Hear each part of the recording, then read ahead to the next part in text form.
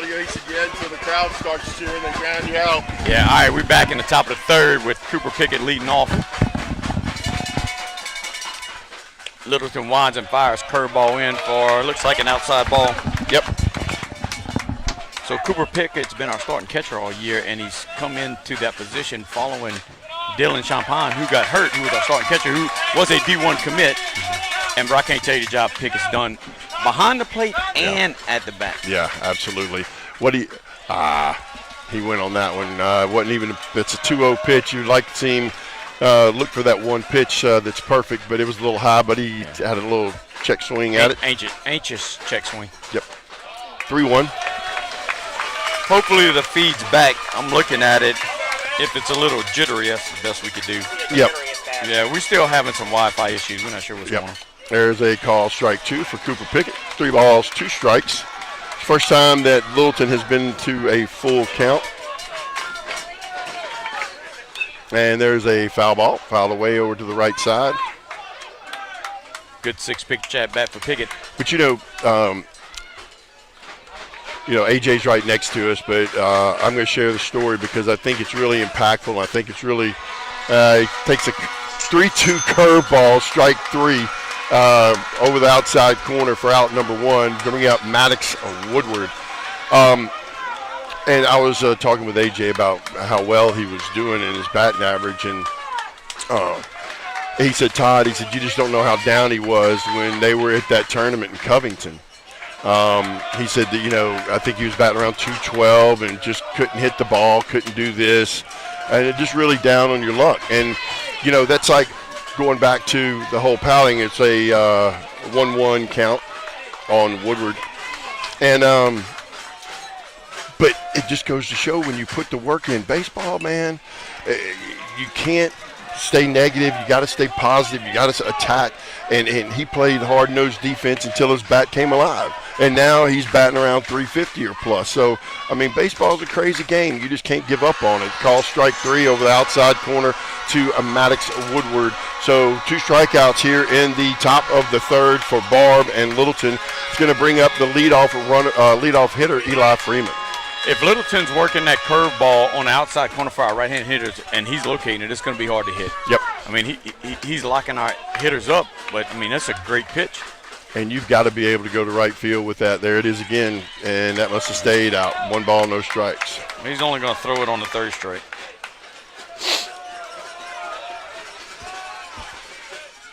There's a shot into center field, and the center fielder, Jordan Griffin, makes a great running catch to pick that off. That was extra bases if it falls, but good. That was the second time he saw the pitcher, and he got a good swing at it. So we're going to go to the bottom of the third as the Griffins go down in order. They trail 1-0 to Barbe.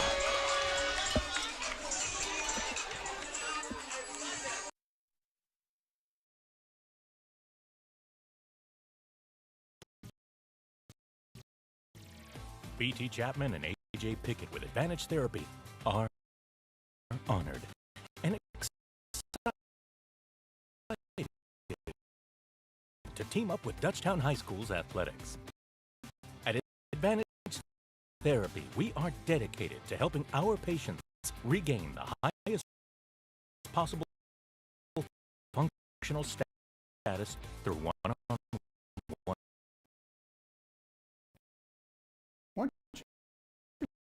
Been in an accident or hurt at work, the clock ticks and the questions start.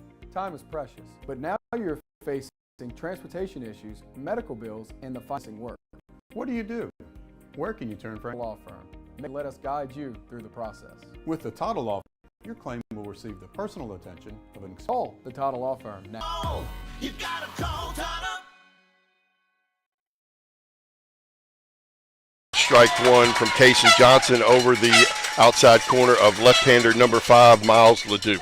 Yeah, to all our family, friends, the fans, AJ is relentlessly working on the side of him to try to get this feed working. Yep. I've never seen him concentrate so much. Well, and there is a solution to it, and if we have some issues, we can always donate more to upgrade our equipment. Yeah, well, yes, that's right. Good from Baseball Network. We are not a professional broadcasting system. No balls, 2 strikes. There's another foul ball off the right side. Cade DeLong's under it and makes the play for out number 1 here in the bottom of the third. As you can tell, Todd, they got me and you on the broadcast. We're very cheap, and we're not that good. That's right. That's right. We just enjoy the game and try to describe what we see. Up now, DH number 16, J.D. Alexander. He had a single last time to, I believe that was to center fielder, yes. and Eli overran it. So 1 out here in the bottom of the third. Cason Johnson for the Griffins. Defense is set up straight away. Left-hander 16, Alexander at the plate. Yeah, maybe more of a little mental game right here. At 16 took a while to get in the box. Cason sitting there ready to roll. Yep. There's a foul ball down the right field line just past first base. So this big lefty can swing it.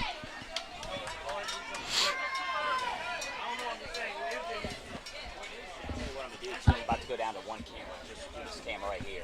And look, I'll try that. That's Okay. about the last All right. thing I can do. 1 ball, 1 strike. Little short arm that curveball into the dirt for ball 2. So AJ is going to try to get down to 1 camera and see if that'll correct the link issue. There's another foul ball down on the ground, down past the first baseman. I don't know what the weather is today. Today was a little bit cooler than it has been. Like it was a cool front that It came was a cool through. front that pushed you. I think the high tonight's like 56 in here, 58 something. It gets down to the 50s tonight. 2 balls, 2 strikes. There's a curveball, strike 3. Boy, he had him fooled there. Good job by Cason Johnson for out number 2. Boy, and I was just thinking his last at bat, he hit that little flare in the left center. Yep. His second time around with Cason, he's pulling the fastball down the right side line, and then Cason throws him that little junk because he was way ahead of the fastball. Batter now, catcher number 13, Presley Corville. Give it up for Coach Tompole on the curveball Yep. call.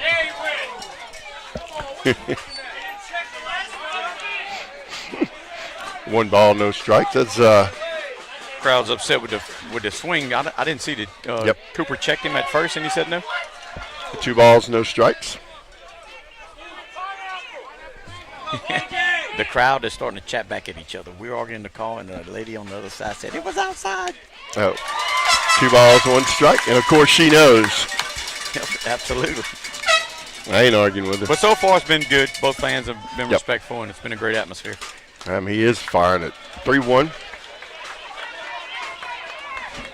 Me and Ty talked before the game. We were going to try to get Mr. Whittington on with us to talk a little bit, but I the hadn't principal seen for Duchtown, we can't. I ain't seen him since you said that, Ty. There's a ground ball to shortstop McCoy. McCoy is up and not able to be scooped. That was a poor throw by Casey, and it gets past Braden Henson. That's going to be an error on McCoy. Oh, yeah, poor Casey did everything right, bro. Everything was fluid, and I thought maybe he just shorted his step up a little bit. Yep. Didn't follow through with his throw, and it went short on him. See, that's the other thing. People got to realize, footwork is just so important in fielding. You got to get your feet set and comfortable and make your good solid throw across the field. Batter now is the third baseman, the cleanup hitter, number 6, Britt Vick. Vic hit that hard line drive to DeLong that doubled him up in the first, and so he got the bat on the ball pretty good. Got a good little swing. Yep, it looks like DeLong's under it. He's sitting, and makes the grab for out number 3. So that was your cleanup hitter that pops out to DeLong. Cason Johnson just seems unfazed and continues to throw the ball very